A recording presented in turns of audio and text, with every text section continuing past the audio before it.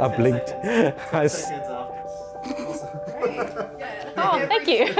Just ignore. Yeah, There's a big camera in my face. No, I'll give a good one for the video.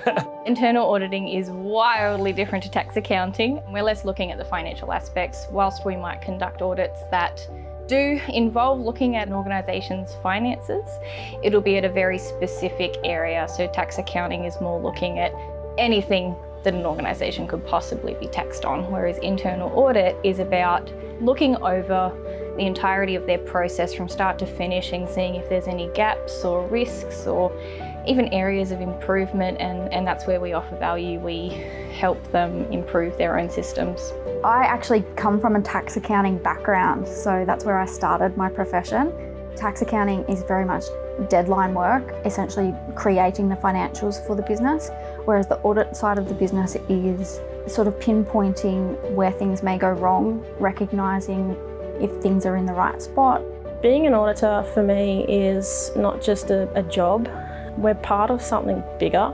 We offer a high level of trust and assurance within the communities that we all operate in. Every day we have that meeting to talk about what our focus is for the day, and then we just do our jobs normally, auditing. That can range from doing actual audit to preparing financial statements as well. Also, we might be on site, so we might go to a client somewhere and do the audit work there. We do went to this golf course once, for audit in Monavale. They're always so beautiful, and you get to work there. You get to see the view and stuff while you're working. It's so nice. The most interesting client that I've gone to was this company out west in Mount Druitt. They are a fence making company.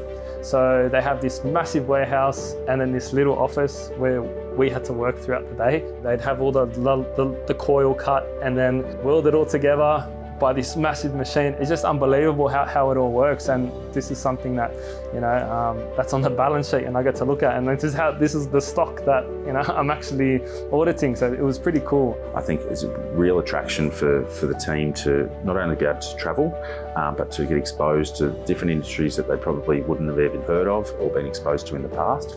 That's a really big selling point in terms of auditing and the opportunities that it creates, because it does really give you a good grounding. You may not do auditing forever, but it will certainly allow you to understand how a business operates and apply that later on in life. We have a range of clients from not-for-profit to for-profit or foreign subsidiaries, which can be quite diverse, I would say. In Wagga, we work a lot with not-for-profit, and that could be anything from like a small charity, like a community charity, or like a registered club. So you've got clients with huge finance teams, and that relationship is different to someone where they're just purely volunteers. Well, I think with SMSF auditing, all the clients directly are the accountants, but all the trustees that the accountants do work for can vary. So you get like your army people, doctors, teachers, people who work at IGA. And oftentimes the investments within them are fairly generic, bank accounts and shares, maybe some investment properties. You do get some weird ones every once in a while that make life interesting, like a light aircraft or a cemetery plot, beehives. We will call trustees and have chats with them, but the bulk of our work is done through the accountants. That relationship that we have with those accountants is kind of key to our business.